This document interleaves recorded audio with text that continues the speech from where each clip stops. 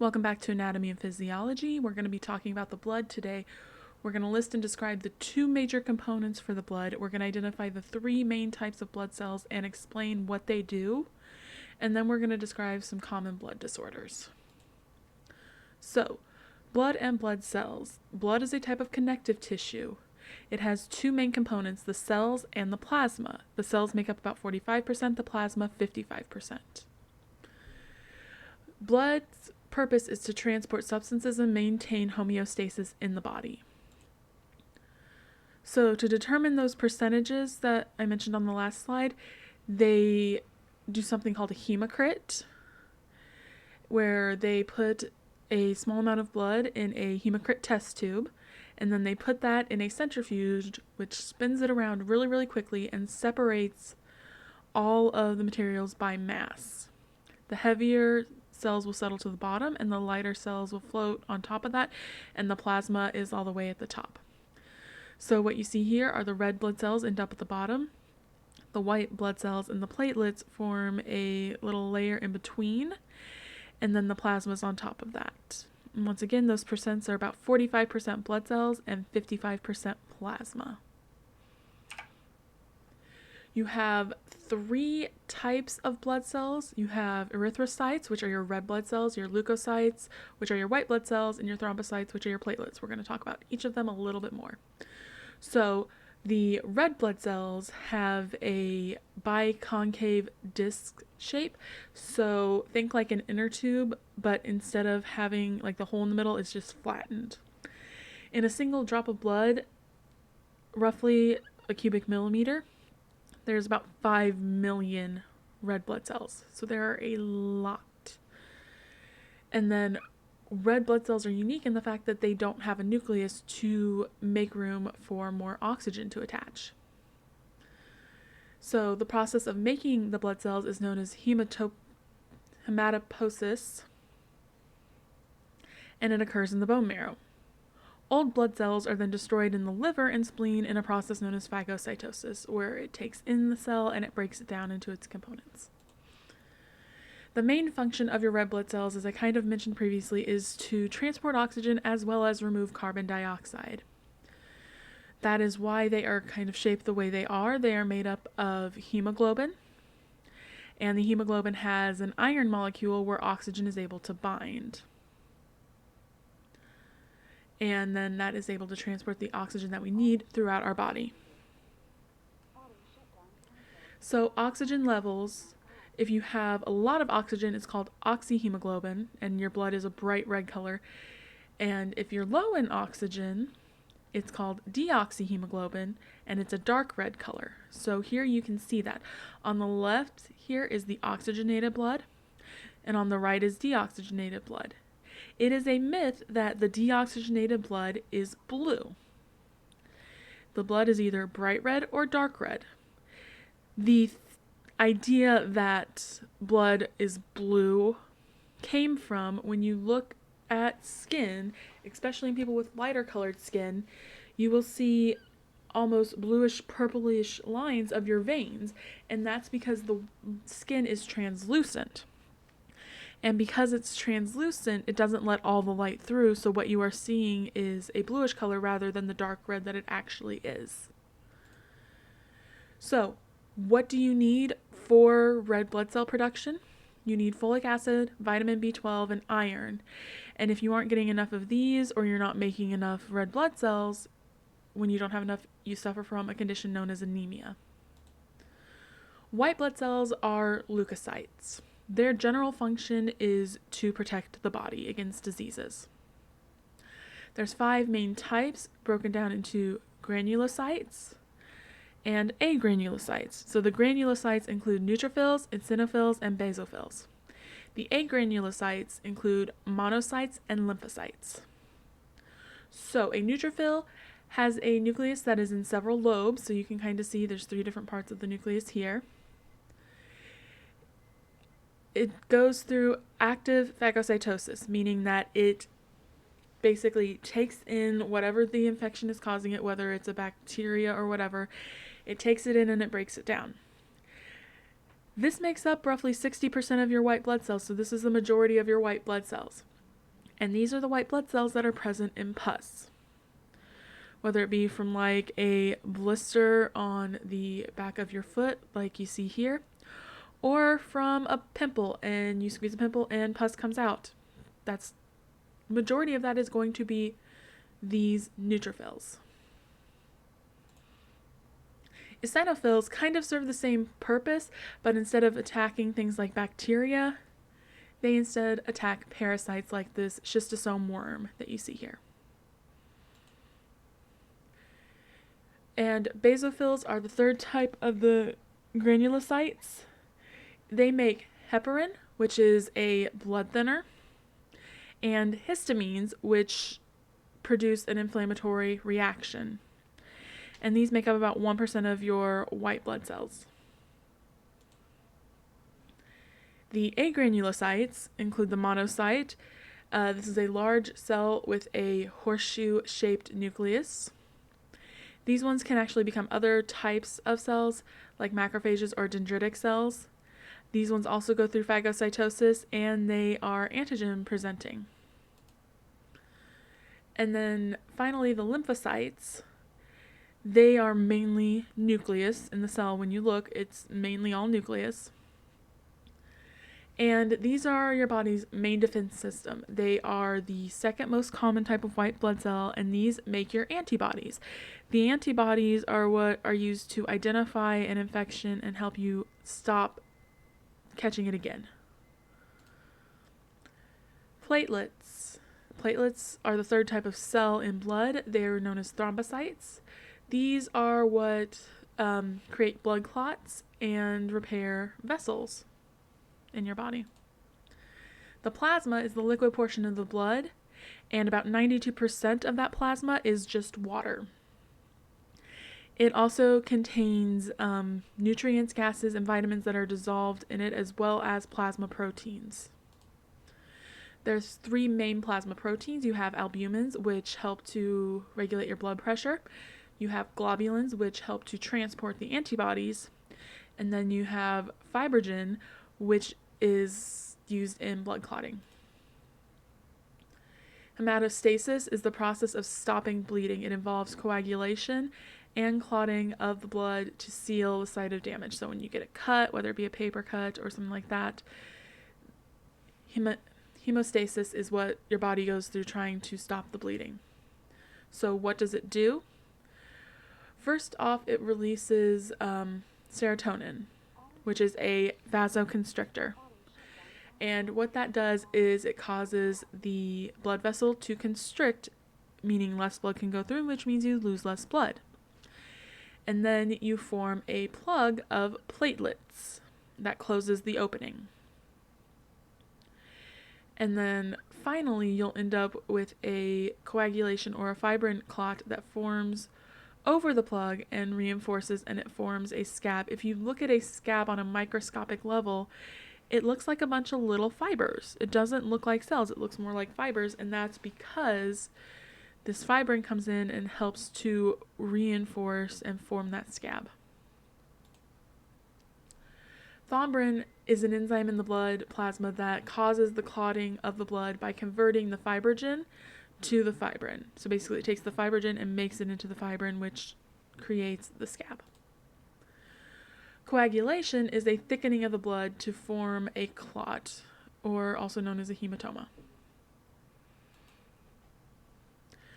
Newborn babies are given an injection of vitamin K because their body, without enough vitamin K, will lead to a deficiency that can cause them to bleed severely and die.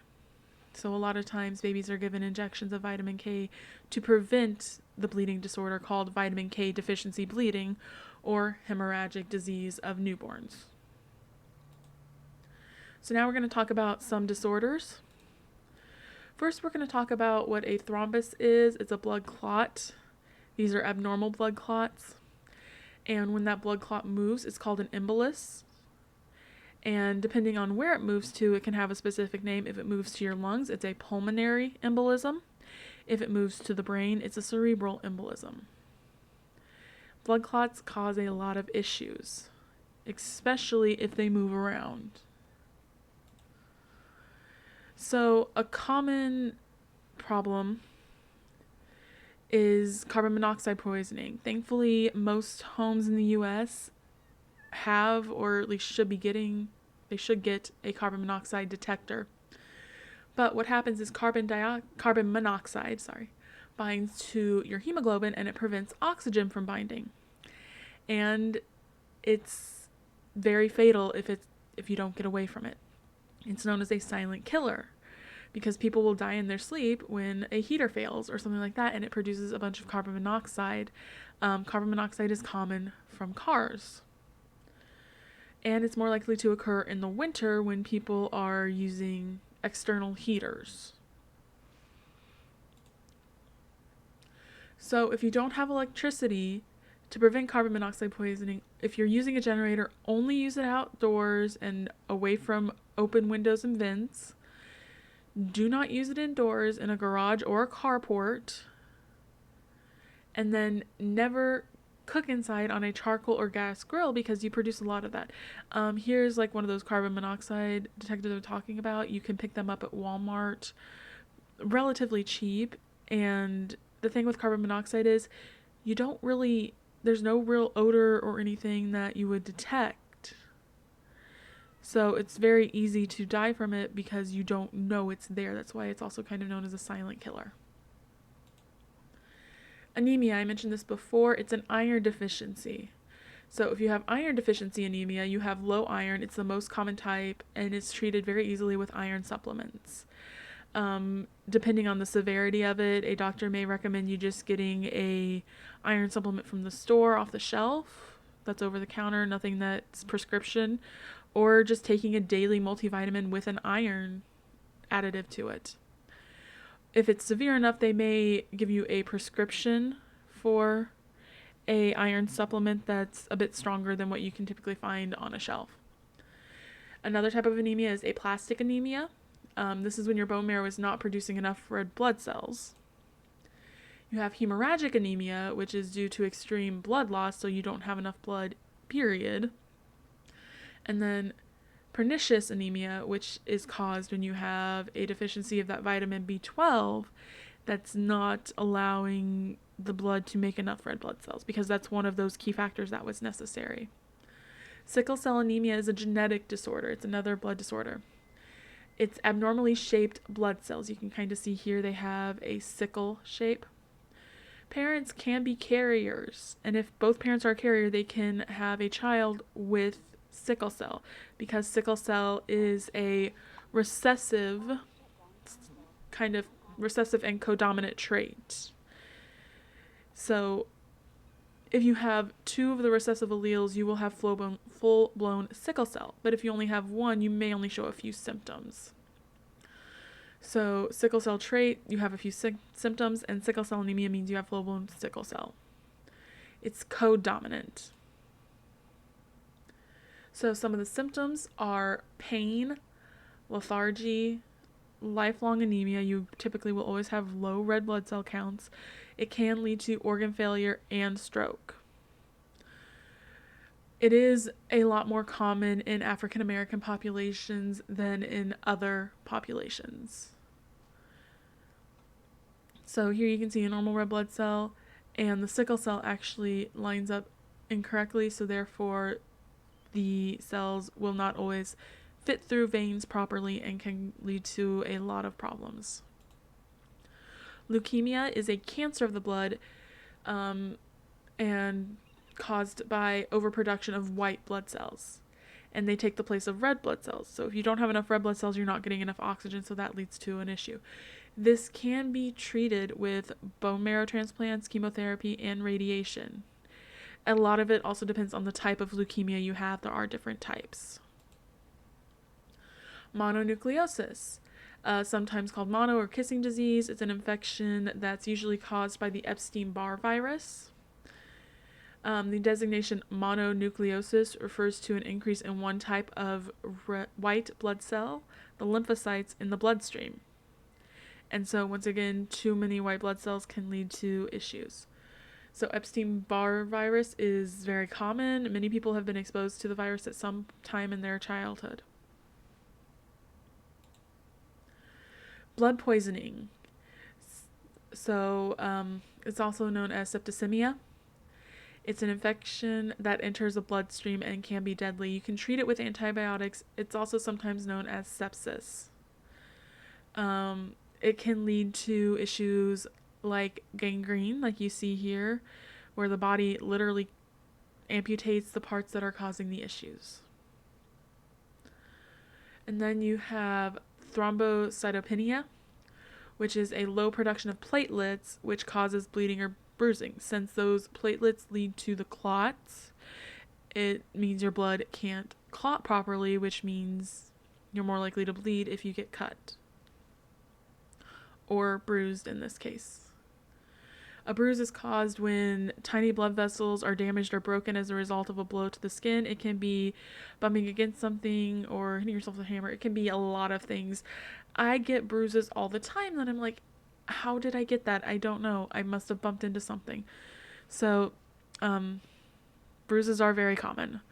The raised area of a bump or a bruise results from blood leaking from the injured blood vessels into the tissue as well as the body's response to the injury.